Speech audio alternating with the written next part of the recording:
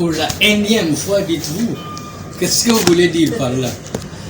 Le chef de l'État, Félix Antoine Tshisekedi, vient de promulguer pour la première fois, à ma connaissance, une loi concernant la CENI. Il n'en a jamais promulgué une première, une autre. Donc, s'il y a eu des lois promulguées, avant, c'était pas par lui, c'était par d'autres chefs d'État. Qu'à cela ne tienne, le texte qui vient de promulguer est, si vous voulez, le énième texte. Alors, quel est votre problème, madame? Le problème, monsieur le bâtonnier, est que cette loi ne fait pas l'unanimité. Les confessions religieuses se prononcent contre cette loi, disant que ça n'a pas, il n'y a pas eu de consensus entre parties prenantes aux élections. Et donc, du côté de la Mouka aussi, on dit que le président de la République prépare son lit de fraude. Voilà. C'est ça le vrai problème, monsieur le bâtonnier. C'est ça le faux problème. C'est pas le vrai problème, c'est le faux problème, à mon sens.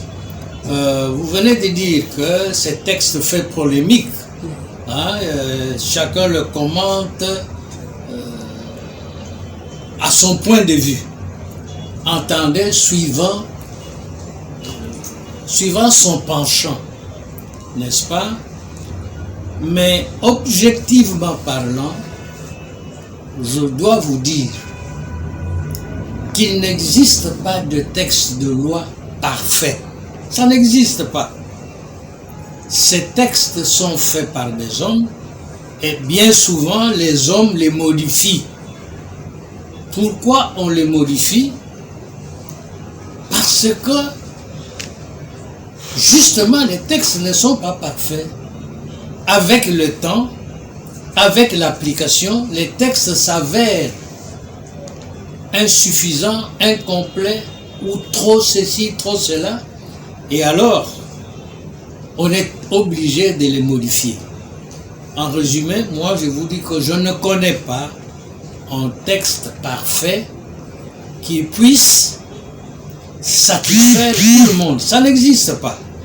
Alors aujourd'hui, avec ce texte, madame, quand vous dites que ça fait polémique, les confessions religieuses, la société civile, j'ai lu dans la presse, est divisée parce que le texte fait la part belle aux politiques. Je comprends tout cela, mais c'est un texte qui est venu juste pour améliorer le précédent texte. C'est pour améliorer. Comment ça peut améliorer au moment où il y a des remords au sein des parties prenantes? Ça améliore comment? Les parties prenantes, qu'est-ce que vous appelez parties prenantes? Nous avons l'opposition extra-parlementaire qui n'a pas... Ces propositions n'ont pas été prises en compte. Nous avons la société civile, etc. Non, madame, ce que vous dites ne repose sur rien. Laissez-moi vous dire que ce texte est venu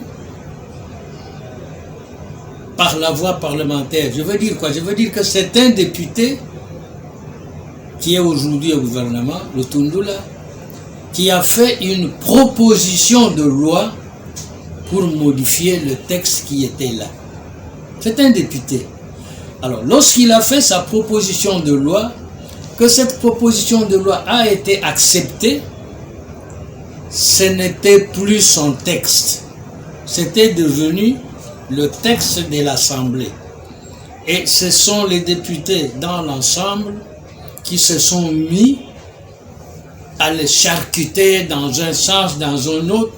Et quand je dis les députés, ça veut dire tous les députés, toutes tendances compris, n'est-ce pas? L'opposition comme la majorité se sont mis à faire des amendements pour changer ceci, pour changer cela. Et ces amendements sont chaque fois soumis au vote. finalement, un texte est sorti à l'Assemblée et il a été envoyé pour une deuxième lecture au Sénat. Le Sénat l'a adopté dans les mêmes termes que l'Assemblée nationale. Et finalement, le président de la République l'a promulgué. Et je crois savoir que la Cour constitutionnelle, je ne crois pas savoir, mais la Cour constitutionnelle a été sollicitée et a déclaré le texte voté comme conforme à la Constitution. Que répondez-vous à ceux qui pensent que cette loi est taillée sur mesure? Que cette loi est taillée sur mesure pour faciliter la fraude. Cette loi a fait quoi? Est taillée sur mesure. Ah, est taillée sur mesure. Ouais, pour faciliter la fraude aux élections à venir. C'est regrettable. Que quelqu'un dise ça. Je venais de vous dire que je ne connais pas et on ne connaît pas un texte parfait. Hein? On ne connaît pas. Même la constitution que nous avons n'est pas parfaite. On va la modifier d'année en année, de circonstance en circonstance. Que ce texte a dit celui à qui vous pensez, si ça ne vient pas de vous, que ce texte prépare le lit d'un candidat, c'est une opinion, mais qui ne repose sur rien. Parce que, madame, les textes ne votent pas, hein. Ce sont les hommes qui votent. Les textes créent un cadre pour aller au vote. Ce sont les hommes qui vont voter. Les textes a prévu une structure de la CENI, des organes, un bureau, des commissaires à ceci. Ces hommes-là, ce n'est pas les textes qui vont les désigner, ils seront désignés par d'autres hommes. Madame, le problème est à ce niveau-là. Le problème est à ce niveau-là. Nous n'avons pas dans notre pays un problème de textes, nous avons un problème d'hommes qui doivent appliquer les textes. Madame, vous le savez, on tire à boulet rouge sur la magistrature. Ah, il y a des mauvais jugements. Vous croyez que ce sont les textes qui sont mauvais? Les textes qui sont là, ils sont bons, mais ce sont ceux qui les appliquent qui parfois déraillent, s'écartent de ce que la loi dit pour faire autre chose. Alors, le monsieur ou la dame qui dit que dernière loi que nous venons de voter, moi je l'ai votée, que ça prépare le lit d'un candidat, bon, c'est une opinion que je respecte, mais je dois dire que c'est une opinion de la rue. Pour moi, c'est une opinion de la rue. Parce que ce sont les hommes qui vont voter, c'est vous, c'est moi. Ce sont les hommes qui vont organiser ces élections. Il s'agit de la Mouka, monsieur le bâtonnier. Oui. Il s'agit de la Mouka. Il s'agit de la Mouka. Puisque vous citez la Mouka, ça n'engage que vous, oui. Merci beaucoup, monsieur le bâtonnier. L'honorable Tingui vient de déposer une proposition de loi sur la congolité. Votre réaction sur cette loi? L'honorable Tingui vient de déposer... L'honorable qui? Tingui s'est approprié la loi sur la congolité de Noël Tiadi. Oui. Au Parlement. Il vient de déposer cette proposition de loi. Vient d'être déposée. Pensez-vous que... Quelle lecture faites-vous sur cette loi-là C'est une proposition de loi de plus. Qui divise déjà l'opinion. C'est une proposition de loi de plus. Moi, j'ai déposé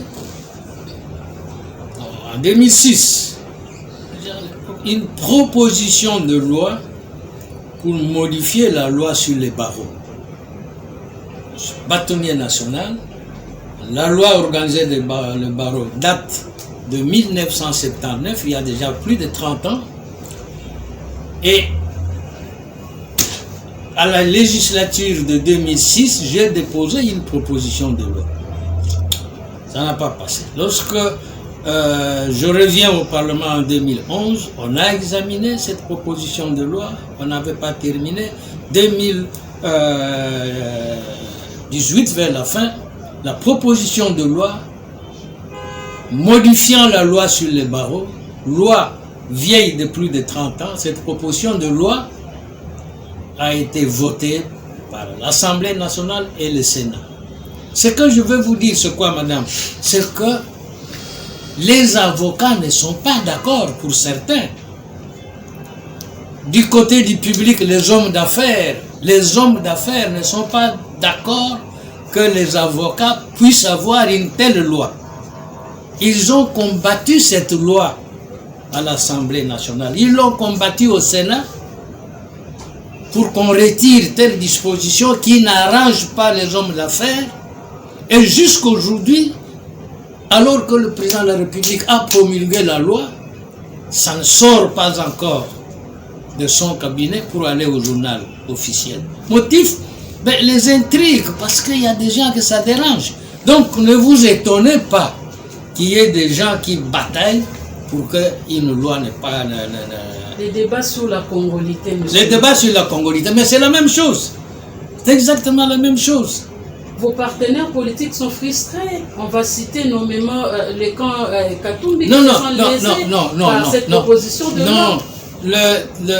La loi sur la congolité, vous voulez dire que, bon, pour accéder au poste de président de la République, il faut être des pères et des mères. Voilà. Ce n'est que cette disposition-là, hein, et le reste de la loi. Ce n'est que ça, hein. Ce n'est que ça. Et le reste. Et le reste, madame. Alors, cette disposition-là, elle sera votée ou ne sera pas votée. Ça va changer quoi pour vous et moi? Mais êtes-vous d'avis? Moi? Oui. Si ça passe, vous allez voter aussi. Vous voulez que je vote aujourd'hui alors que j'aurai le temps de m'exprimer? Il y a un endroit pour que je puisse m'exprimer un jour. Il y a un endroit. Mais je vous dis déjà mon sentiment. C'est quoi? Quand nous avons besoin d'un président de la République, nous avons besoin d'un président de la République. Ça, ce sont des garde-fous. Un président de la République qui doit être de père et de mère congolais. Si c'est votre sentiment, on demande votre avis. Si c'est le mien, moi je m'exprimerai là où je dois m'exprimer parce que je suis député. N'est-ce pas? Mais je vous dis, c'est dont le pays a besoin, c'est d'un président de la République. N'est-ce pas?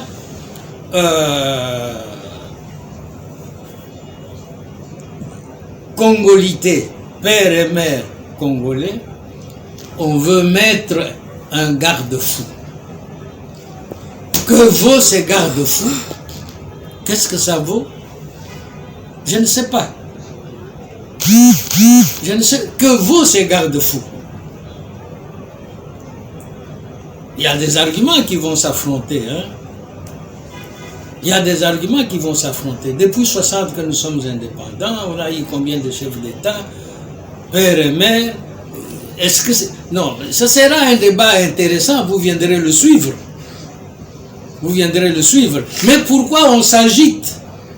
Pourquoi s'agiter aujourd'hui? Moi, je me pose la question.